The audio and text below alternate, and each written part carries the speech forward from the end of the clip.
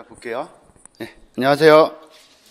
네, 저는 일단 이제 상업에서 컴퓨터 쪽만 이제 맡게 된 손경이고요. 저는 이제 뭐 지금 남부 방문각에서는 정보 컴퓨터 전임을 하고 있고요. 공무원 쪽도 이제 뭐 전산직은 799 수업을 하고 있어요. 그래서 일단 이제 컴퓨터 쪽만 한번 정리를 좀 해드릴 생각이고요. 보시면 일단 이제 먼저 분석표가 있는데 시험 문제 나오는 유형이 굉장히 많이 바뀌고 있기 때문에 그죠? 지금 보시면은 영역은 굉장히 넓어요. 그죠? 그래서 뭐 2010년부터 제가 쭉 정리를 해놨는데 그 2페이지 보시면은 뭐 데이터베이스라든지 특히 이제 뭐 거의 빠지지 않고 많이 나왔던 게 스프레드시트랑 스프레드시트는 뭐 지금도 중요할 것 같아요.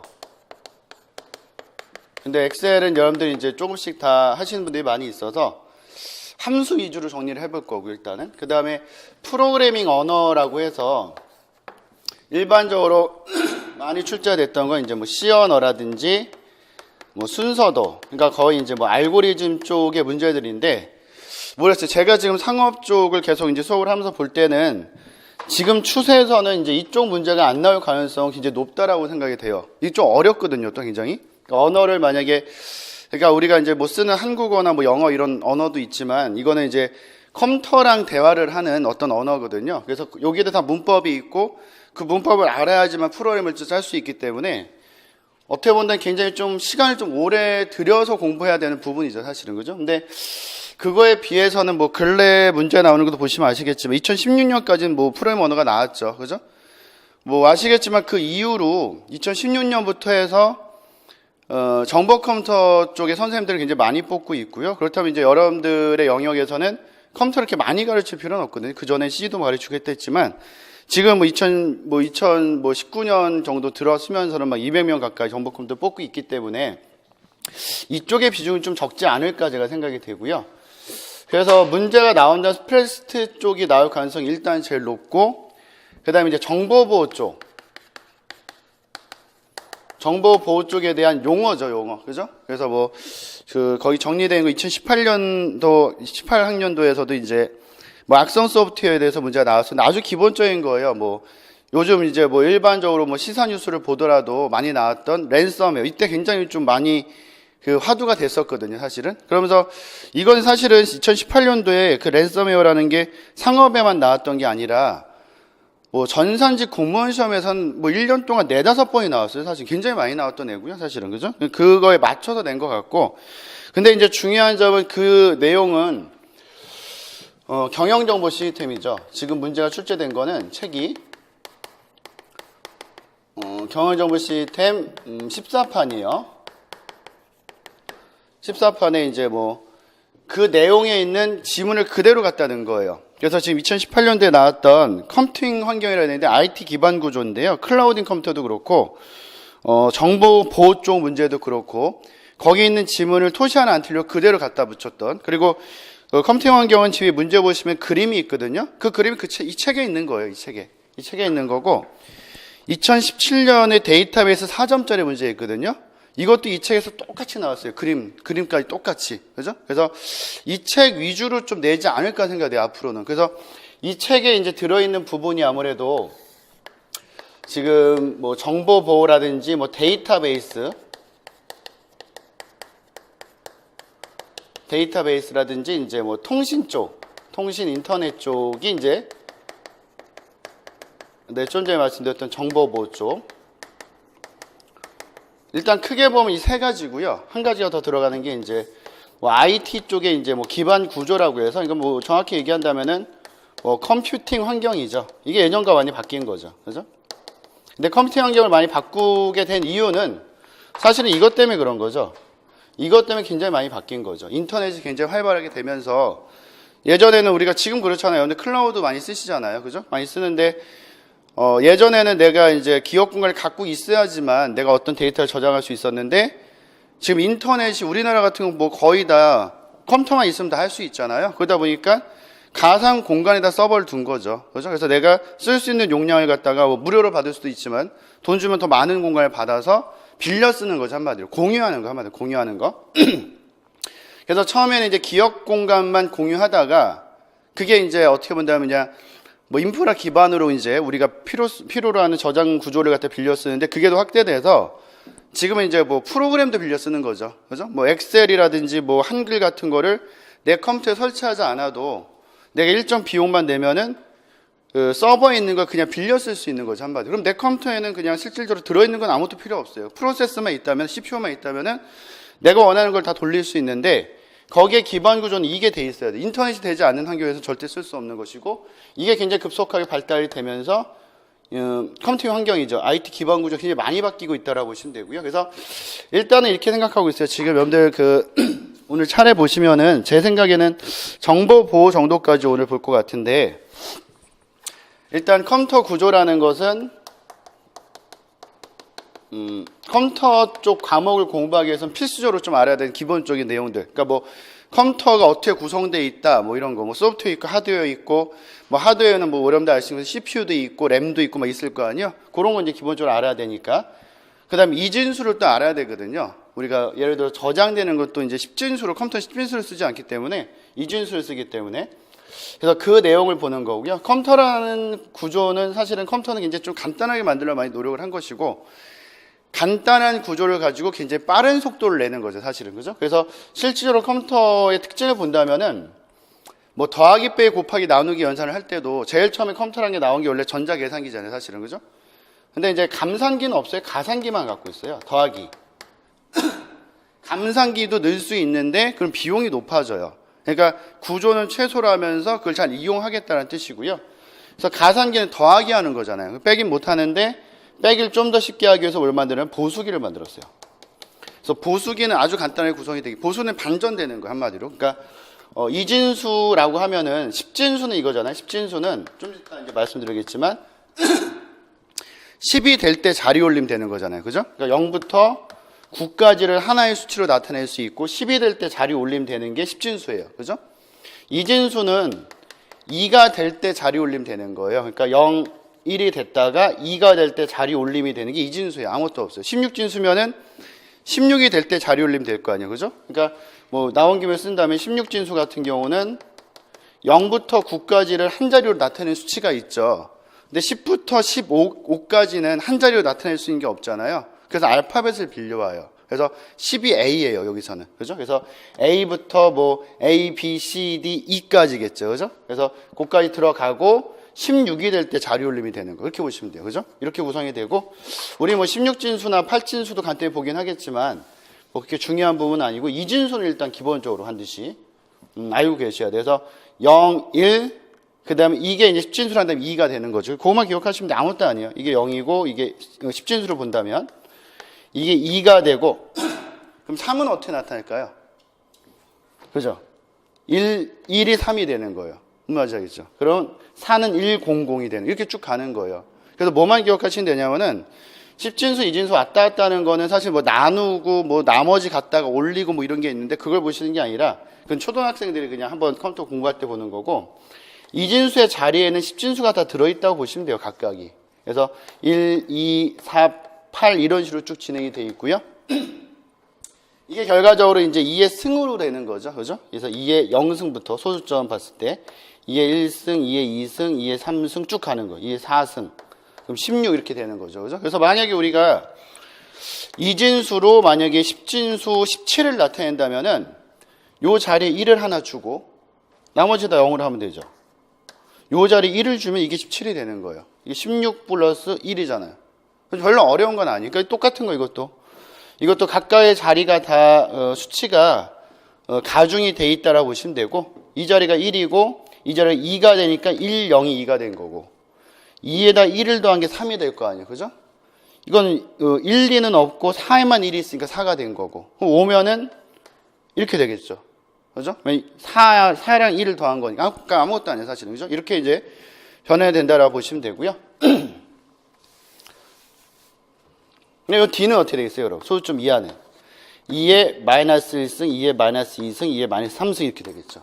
그죠? 그럼 결과적으로 2분의 1, 4분의 1, 8분의 1이니까 우리가 그냥 변환시킨다면은 얘는 1, 2, 4, 8 쭉 갔었는데 얘는 0.5, 2분의 1이니까 4분의 1이니까 0.25 이렇게 되겠죠. 그 다음에 8분의 1이니까 0.125 이렇게 돼요. 이 정도까지 알아놓으면 사실은 소수점 이하는 더 볼 필요는 없어요, 사실. 그죠? 이렇게 알아놓으시면은 10진수, 2진수 변하는 거 쉽고, 이런 것들을 이제 컴퓨터 구조에서 우리가 좀 살펴볼 거예요. 그래서, 가산기랑 보수기가 있고, 감산기도 없고요. 사실은 가산기가 주축이 되고, 그 다음에 10진수 쓰지 않아요. 2진수 써요.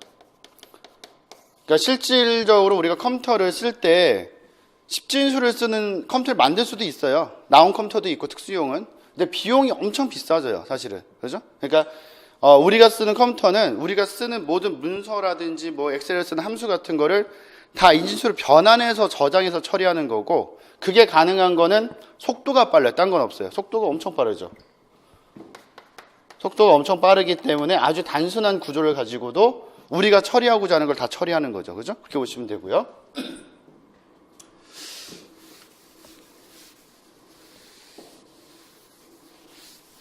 그래서 일단은 이제 컴퓨터 구조 있고, 그 다음에 이제 두 번째 데이터베이스 써놨죠. 그죠?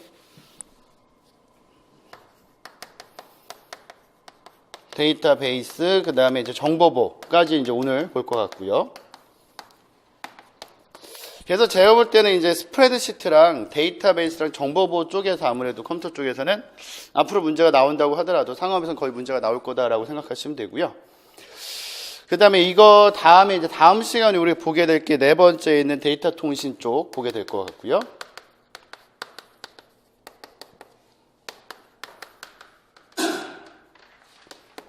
그래서 이 내용들은 사실 이제 기반해서 정리하는 거는 경영정보 시스템에 있는 내용을 볼 수 있도록 거기 이제 내용을 갖다가 조금 더 짧게 써서 좀 더 어렵게 표현했기 때문에 기본적인 구조들을 보기 위해서 제가 만들어 놓은 거고, 그 다음에 다음 시간에 이제 데이터 통신이랑 오늘 요 정도까지 보고, 그 다음에 데이터 통신이랑 스프레드시트는 봐야 되고, PL 쪽은 아예 안 볼 수는 없기 때문에 기출로 나왔던 걸 좀 분석해 드리는 걸로 볼 거예요, 일단은. 예전에는 이제 제가 이것도 프린트물로 C 언어 쪽이 더 어렵기 때문에 뭐 컴퓨터 구조나 데이터베이스보다 더 많은 양의 프린트물 나눠드려 그걸로 공부를 했거든요. 시간이 더 오래 걸렸어요, 사실은. 근데 지금은 그래서 그것까지 해서 거의 이제 우리가 세 번의 수업을 끝냈었는데, 제 생각으로는 이게 나올 가능성은 굉장히 낮을 것 같아요, 제가 볼 때는. 그죠? 그래서 일단 기출문제 위주로 어떻게 된다라는 구성 보여드리고, 나중에 이제 기출문제 분석판 보시면 이제 거기에서 제가 기출문제 쫙 풀어드리면은 어느 정도 대비가 될 거니까, 그죠? 그렇게 보시면 될 것 같고, 그 다음 그 이후의 수업은 아까 말씀드렸던 경영정보 시스템에 나오는 이제 용어들이랑 이제 거기 나온 지문들이 있어요. 봐야 되는 것들. 그걸 정리할 거예요. 그래서 큰 2장에 이제 IT 기반 쪽이 다 나와 있거든요. 근데 그게 내용이 사실 이런 내용들인데, 아시겠지만 이런 것들이 전산 쪽에서만 그냥 알고 있는 용어랑 이쪽에서 쓰는 용어가 조금 상이점이 있거든요, 사실은. 그러니까 요걸 읽어볼 수 있어야 되니까. 그래서 이걸 쭉 정리해서 요거까지 정리하면서 이제 수업을 끝낼 생각, 이론반은. 그죠? 그렇게 보시면 되고, 오늘은 이제 요쪽까지 한번 수업을 나가볼게요. 그래서 뭐 이렇게 아주 어려운 부분까지 보는 건 아니기 때문에 여러분들이 크게 이제 부담감을 갖고 보실 필요는 없을 것 같고, 또 공부하실 게 많이 있으니까 왜냐하면 이제 수업 시간 중에 좀 많이 알아갖고 가시면은 훨씬 더 나중에 공부하기가 편하실 것 같아요. 그래서 일단은 이제 뭐 이 페이지에 기출문제가 쭉 있는데, 사실은 이제 기출문제 분석표가 2010년부터 2018년까지 있어서 이 전체가 사실 굉장히 중요한 내용이 돼야 되는데, 시험이 계속 이제 변경이 되면서, 유형이 변경이 되면서 어떻게 보면 이제 밑에 있는 내용들이 이렇게 중요하지 않은 문제가 될 수도 있는 거죠. 그죠? 그래서 그런 걸 좀 감안해서 한번 보셔야 될 것 같고요. 일단 거기 나온 내용들 같은 경우는 우리가 이제 시험 보기 전에는 정리를 한 번씩 할 수 있기 때문에 이렇게 이제 구조가 돼 있다, 이렇게 기출이 나왔었다라는 거 한번 보시면 되고, 그다음 아까 이제 제가 말씀드렸던 그 책, 경영정보 시스템에 나왔던 책에 이런 것들이 있었다. 근래 문제잖아요. 2017년이나 18년 문제이기 때문에 3페이지랑 4페이지에 있는 건 2018년 문제고, 그 다음에 5페이지에 있는 건 2017년 문제인데, 이게 토시 하나 안 틀리고 그림 하나도 안 틀리고 경영정보 시스템이 그대로 들어있던 거예요, 사실은. 그죠? 그래서 그 책을 보신 분들 같은 경우는 사실은 뭐 이거를 아주 공부를 많이 안 하더라도 운이 좋게 그 책을 갖다가 한번 쭉 정독하신 분들은 이게 좀 이제 응용돼서 나오면은 정독을 했다고 하더라도 정확히 모르면 못 풀 수 있는데, 이게 토시 하나 안 틀리고 나왔기 때문에 답은 무조건 쓸 수 있는 거죠, 사실은. 그죠? 바보가 아닌 이상은 다 풀 수 있었던 그런 문제였는데 조금 더 이제 거기 용어가 많아요, 사실은. 그죠? 그래서 그런 것들을 정리하기 위해서 본다라고 보시면 되고 거기 이제 뭐 간단히 문제 본다면 나중에 이제 제가 풀어드리겠지만 3페이지 보시면요. 2018년도 이제 전공 A의 7번 문제가 되고요. 그래서 컴퓨팅 환경에 이제 최근 동향에 관한 내용이 된다.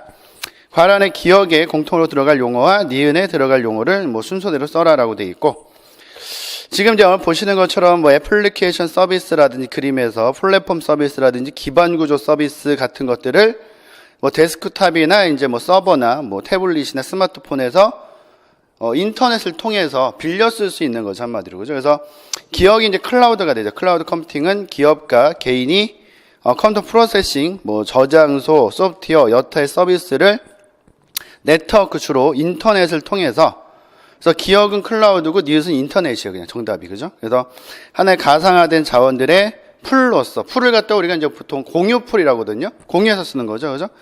얻을 수 있는 컴퓨팅 모델이 된다. 그래서 이러한 기업, 클라우드 컴퓨팅을 통해서 기업들과 직원들은 언제 어디서든 그리고 어떤 기기를 통해서든 애플리케이션과 IT 기반 구조를 접근할 수 있다. 그래서 어떻게 보면 여기에서 제일 먼저 나온 것은 기반 구조 서비스예요. 기반 구조 서비스에서 우리가 많이 썼던 게 뭐냐면은 저장소죠, 저장소. 클라우드, 여러분들이 직접적으로 뭐 네이버나 뭐 다음 이런 데 쓰고 있는 클라우드 같은 거를 제일 많이 썼고, 그 다음에 발전되는 게 이제 애플리케이션이 되죠. 그래서 기억 장치만 빌려 쓰는 것이 아니라 이제 그 소프트웨어도 빌려 쓸 수 있는 거죠. 프로그램도 돈을 주고 사는 것이 아니라 빌려 쓰는 형태가 된다라고 보시면 되고, 이게 이제 좋은 게 뭐냐면은 예전에는 소프트웨어를 내 컴퓨터에 설치해서 써야 되잖아요. 근데 이제 여러분들 뭐 집에도 한글은 다 깔려 있잖아요. 한글이나 MS 워드나 엑셀 같은 거 깔려 있는데 한글의 가격을 아세요? 소프트웨어? 모른다는 거는 문제가 되는 거죠. 그죠? 내가 사서 쓰질 않는다는 거고 그건 불법으로 쓰는 거예요, 사실은. 근데 그게 문제가 되는 건 사실은 그런 사람들이 많죠.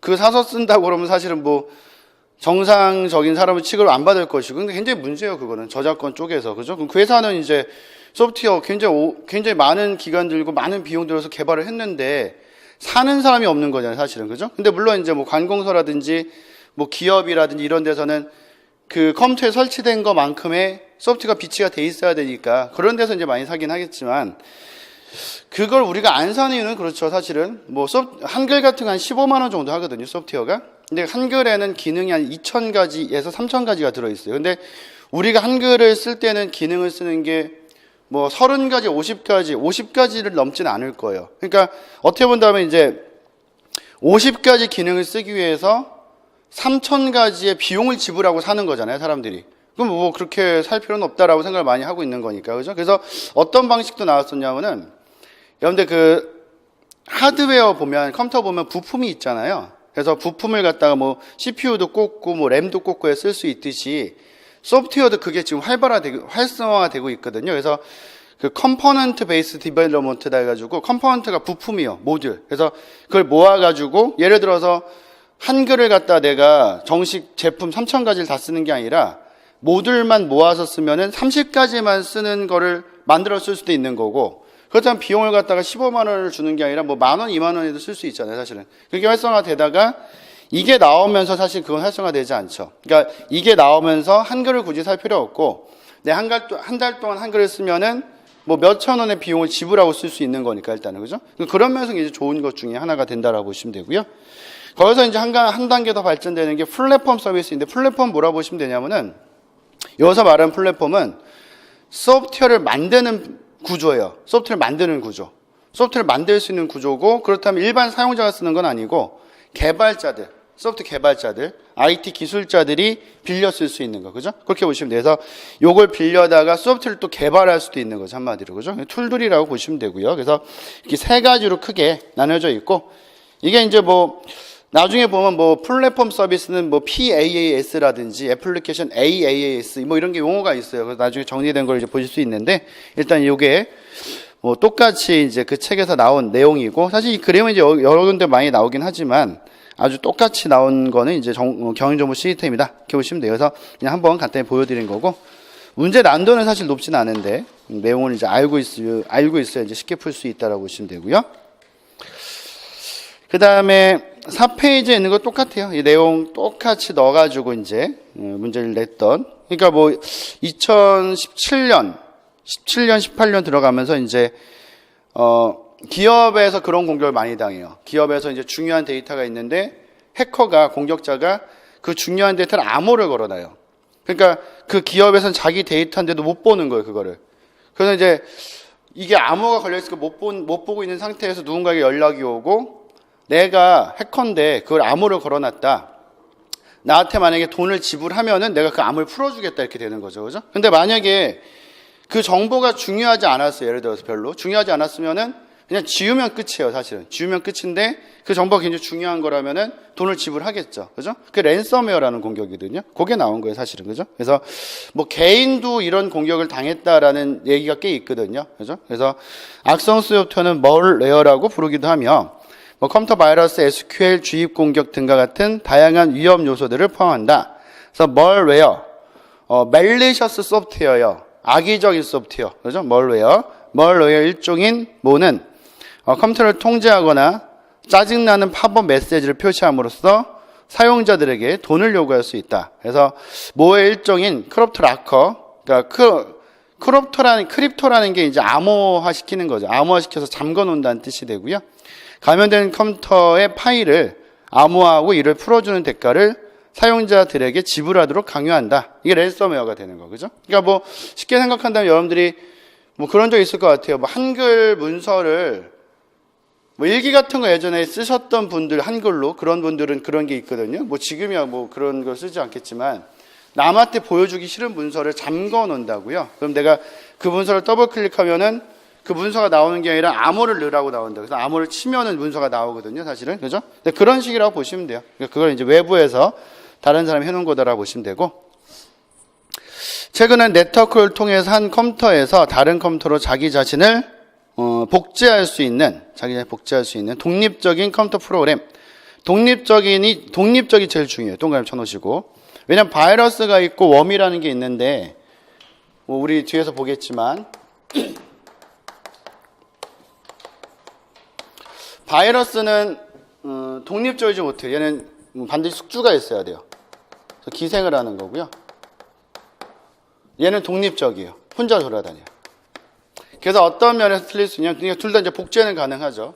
얘도 복제가 되고 얘도 복제가 되는데 다만 이제 웜은 복제를 자기 혼자서 할 수 있는 거예요. 독립적으로. 그죠? 그래서 얘의 주 목적은 급속 확산이다라고 보시면 되고요. 그래서 정확히 얘기한다면은 바이러스나 뭐 트로이 목마 같은 거를 실어 날르는 역할을 하는 게 웜이에요. 그죠? 그래서 우리가 웜 바이러스 이런 말도 쓰긴 하는데 예를 들어서 이제 A 지역에서 B 지역으로 이제 데이터를 전송할 때 네트워크 전송 선로가 있을 거고 일로 이제 데이터가 전송되는 어떤 그 양이 있을 거란 말이에요. 그 양을 갖다 우리가 일반적으로 대역폭이라고 하거든요. 밴드위드라고 해서 대역폭 그러는데 대역폭이 넓으면 넓을수록 많은 데이터를 보낼 수 있는 거죠. 그죠? 웜 같은 경우는 여기에서 네트워크 전송선로를 타고 가다가 여기에서 자기를 복제할 수 있어요. 이렇게. 그럼 대역폭이 굉장히 줄어들 수 있겠죠. 그죠? 네트워크를 마비시킬 수도 있어요, 얘는.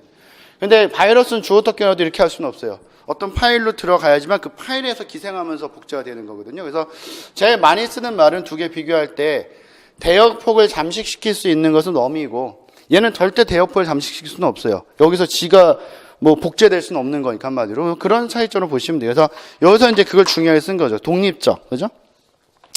니은에 위한 위협이 늘어나고 있고 니은은 다른 컴퓨터 프로그램 파일에 첨부되지 않고 스스로 복제될 수 있는 거예요. 작동할 수 있기 때문에 컴퓨터 바이러스보다 훨씬 빨리 확산된다라고 되어 있고요. 이게 웜이 되는 거죠, 그죠? 그러니까 이제 뭐 그런 거 보시면 돼요. 예를 들어서 원 바이러스 같은 경우 제일 대표적인 게 예전에 걸프전 있었잖아요. 걸프전 할 때 굉장히 전쟁이 오래 가다가 미국이 하루아침에 공습을 하면서 후세인이 죽었죠. 그때. 그러면서 끝났잖아요. 그 전쟁이. 근데 그 전쟁도 그랬대요. 그 미국 이라크죠. 이라크 그 방공대죠. 방공대가 이제 비행기 날라오고 이제 그걸 레이더로 감시하고 이제 뭐 포 쏘고 이런 데인데 방공대에서 HP 거 프린터를 썼대요. 그래서 HP 프린터에다가 원 바이러스를 다 심어서 미국에서 몇 년 전부터 수출을 한 거죠. 계속 수출해가지고 그 공습 하루 전에 새벽에 이제 원 바이러스를 풀어가지고 방공대를 마비시킨 거예요. 그러니까 비행기가 오는지도 모르고 당했다 이런 얘기를 하고요. 근데 그거를 갖다가 뭐 그 전에 이제 뭐 다른 나라 해커들이 알았대요. 알아가지고 이제 네덜란드 쪽인가 해커들이 알아서 후세인을 찾아가서 100만 달러 주면은 우리가 그걸 해결해 주겠다. 니한테 문제가 있다 지금. 근데 후세인이 그걸 거절했대요. 그래서 그때 이제 전쟁 이후에 100만 달러를 아끼다가 이제 뭐 죽고 나라도 이런 말도 있었거든요. 그러니까 그런 데 많이 이용돼요. 실제로는. 그죠? 이렇게 보시면 되고. 그래서 웜이라는 게 나왔고요. 랜섬웨어 웜인데 이런 용어들은 정리된 내용이 엄청 많을 거 아니야, 사실은. 그죠? 더 어렵게 정리할 수도 있고 쉽게 정리할 수도 있는데 이 내용은 경영정보 시스템 책에 있는 내용과 똑같아요. 그죠? 이렇게 보시면 되고. 그래서 앞으로도 그 책이 좀 더 중요할 것 같아서 예전에 이제 C 언어 정리하던 시간을 굉장히 줄이고요. 그 다음에 그 내용을 정리하려고 뒤에서 생각하고 있다라고 보시면 되고요. 그 다음에 5페이지도 마찬가지예요. 5페이지에 있는 문제도 2017년도 데이터베이스 문제인데 이것도 그 책에 나온 그림과 내용이 똑같은 그런 문제가 된다라고 보시면 되고, 뭐 데이터의 계층 구조, 다는 데이터의 계층 구조고 나는 전형적인 파일 처리 방식이다라고 되어 있고요. 다는 통상적으로 사용되는 데이터베이스 관리 시스템을 나타낸 것이다. 가의 기억 니은에 해당하는 명칭을 순서대로 쓰고 다에 비해 나가 갖는 문제점 두 가지를 서술해라. 그래서 실제 이제 이 문제 같은 경우는 데이터베이스가 이제 탄생된 배경을 전체적으로 좀 설명하고 있다라고 보시면 되고, 용어가 좀 틀린 게 이제 실제로는 뭐 이렇게 얘기를 하죠. 종래의 파일 시스템이라고 얘기를 하고, 예전에 쓰던 거예요. 예를 들어서 학교로 따진다면은 국어 선생님이 있으면은 국어 선생님은 국어 파일만 갖고 있는 거죠. 국어 파일 갖고 있고, 뭐 영어 선생님은 이제 영어 파일만 갖고 있고, 이런 식으로.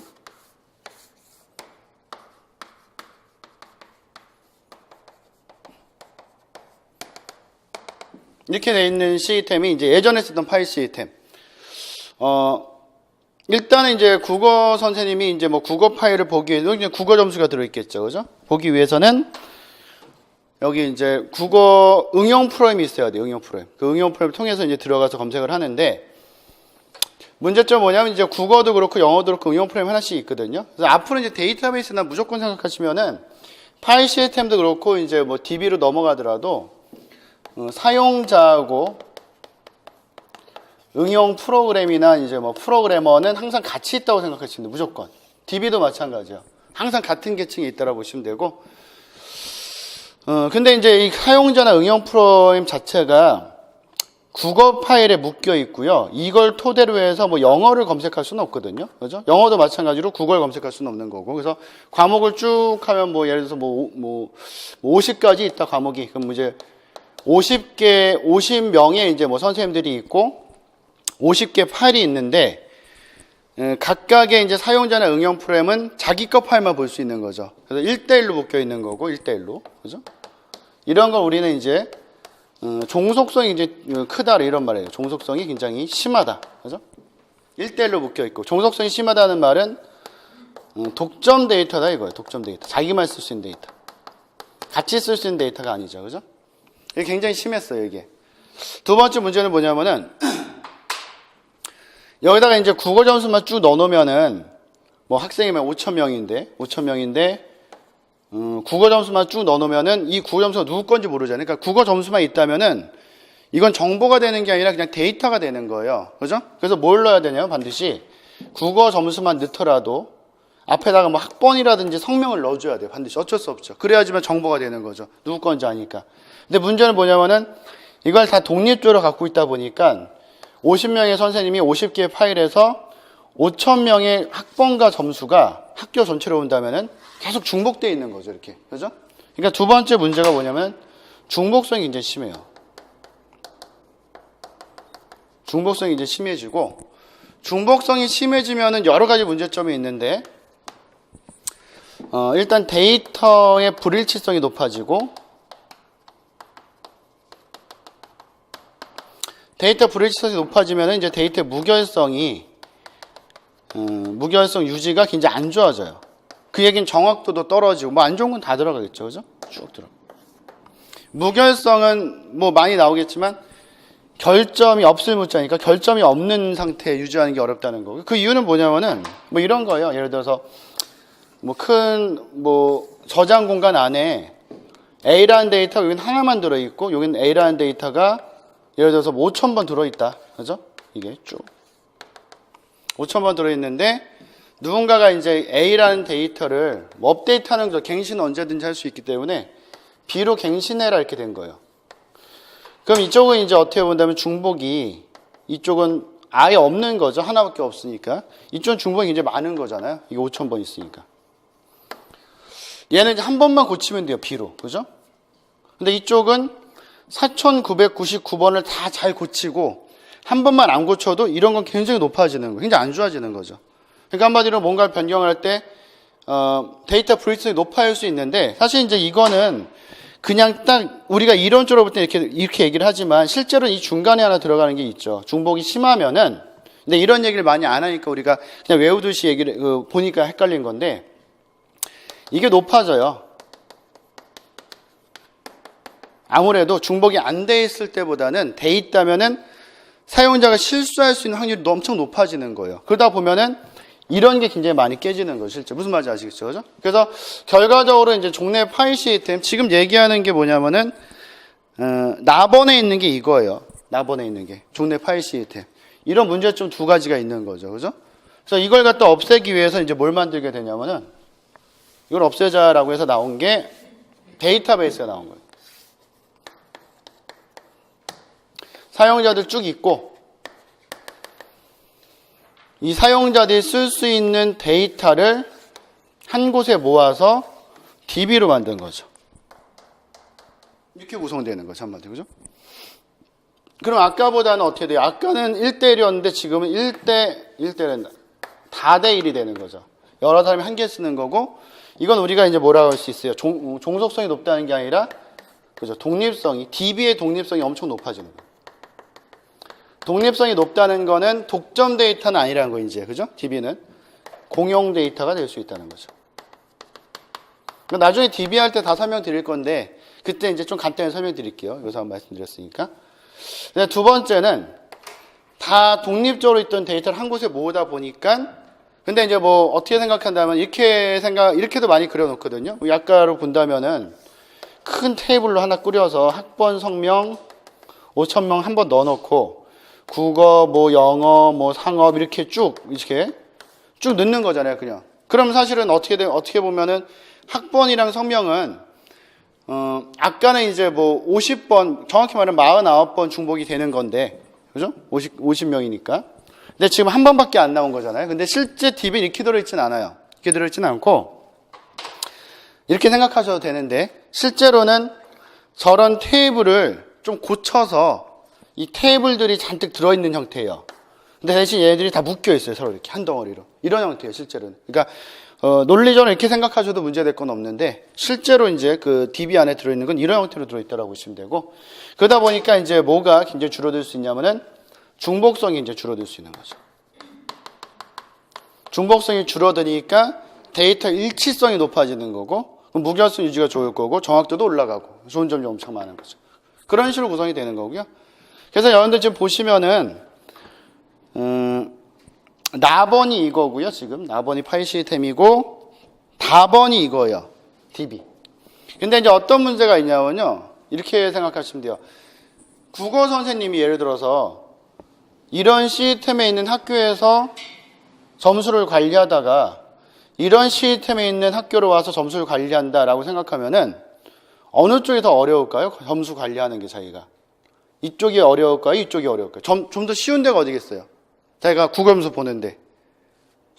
저쪽이 좀 쉽겠죠. 그러니까 쉽게 설명드리면 여기는 각자의 창구가 있는 거예요. 각자의 창구. 그 창구 문 딱 열고 들어가면은 국어 점수밖에 없어요. 그러니까 국어에서 그냥 학번 반만 찾으면 되는데, 일로 이제 만약에 이제 전공 났어요. 이쪽으로 딱 와서 창고를 딱 들어갔는데 국어만 있는 게 아니라 50개 과목이 다 있어요. 그럼 먼저 50개 과목 중에서 국어를 찾아야 되잖아요. 거기에서 또 학번 반을 찾아야 되니까 시간이 더 오래 걸리죠. 그러니까 어떻게 본다면 이제 관리는 이게 더 어려운 거죠. 그죠? 그래서 만들어준 게 뭐냐면은, 그래서 만들어준 게 요 중간에다가 사용자가 직접 찾아오면 어려우니까 여기다 만들어준 게 DBMS예요. 데이터베이스 매니저먼트 시스템, DBMS. 이걸 만들어준 거죠. 그럼 사용자가 뭐만 하면 돼요?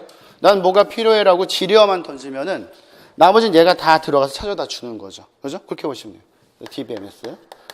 아까 이제 그 창고로 본다면은 DBMS는 뭐가 되는 거, 결국은 그 창고에서 상주에 있으면서 뭐 찾아다 달라면 데이터만 찾아주는 사람. 그죠? 그래서 DBMS가 뭐가 되냐면 중재자가 돼요. 중재자. 사용자와 데이터베이스의 중재자, 아니면 응용 프레임과 데이터의 중재자, 이런 말을 쓰는 거고요. 여기서 이제 뭐 한 가지 드린다면, 그러니까 DBMS는 어떤 기능이 있는 게 아니라 중재해주고 도와주는 애잖아요. 이런 소프트웨어가 있는데, 우리가 이제 뭐 뒤에서 보겠지만, 소프트웨어를 크게 두 가지로 보면은 응용 소프트웨어가 있고,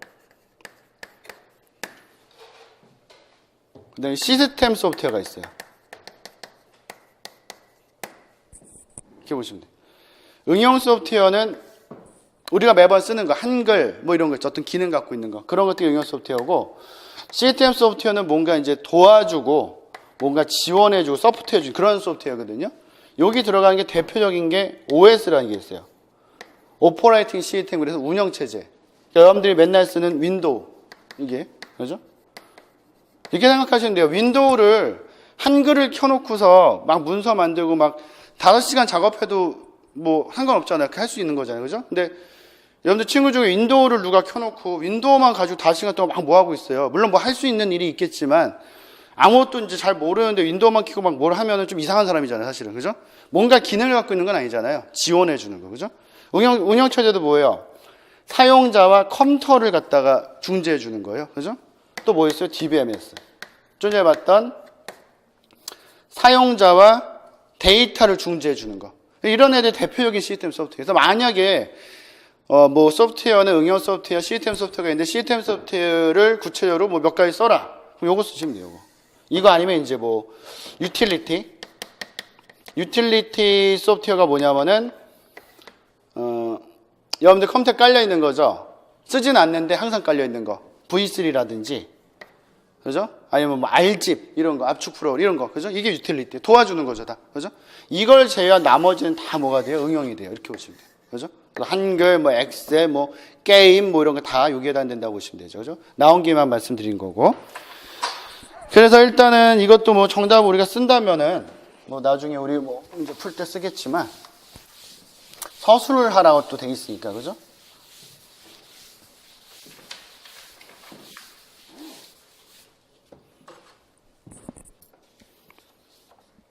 그럼 기억은 이건 뭐 나중에 볼 거예요. 기억은 레코드가 될 거고요.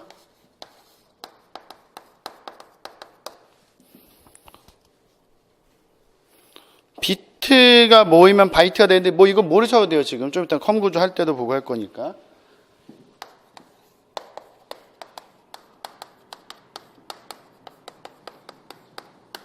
이건 제가 조금 있다가 설명 드릴 거고. 근데 문제점으로 되어 있는 건 뭐 두 가지죠. 종속성과 이제 종속성과 이제 중복성이 되는데 여기서는 두 가지 서술해라 그랬으니까 뭐 응용 프로그램과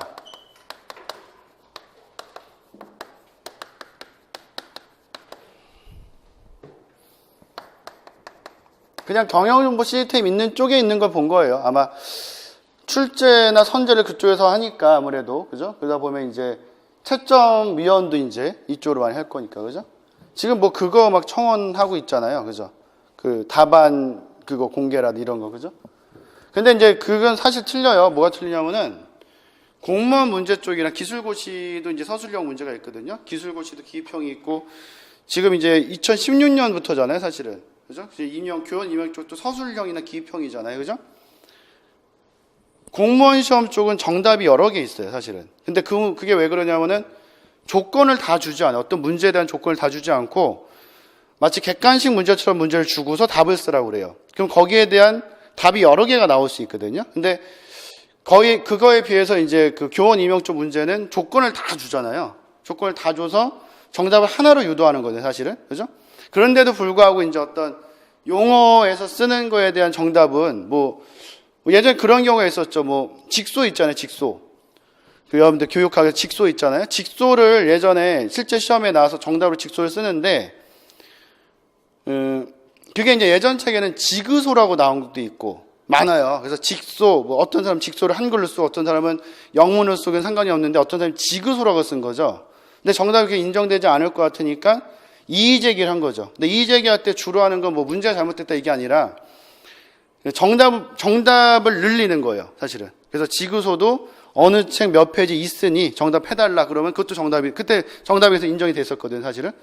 근데 지금 이제 뭐, 그냥 어떻게 본다면 이제 약간 투명하진 않지만 조건을 잘 줘서, 정답을 좀 하나로 유도하려고 많이 노력을 하는데, 그래도 좀 주는 게 좋겠죠, 아무래도, 그죠? 정확하게. 그래서 이런 것들도 이제 쓸 때, 웬만하면 이제 요거랑 좀 비슷하게 그 경영정보 시스템 쪽에 있는 거 뭐 여러 가지로 정리할 수 있겠지만 그 지문을 쓰는 게 좋을 것 같아서 제가 그걸 써드리는 거예요. 그죠?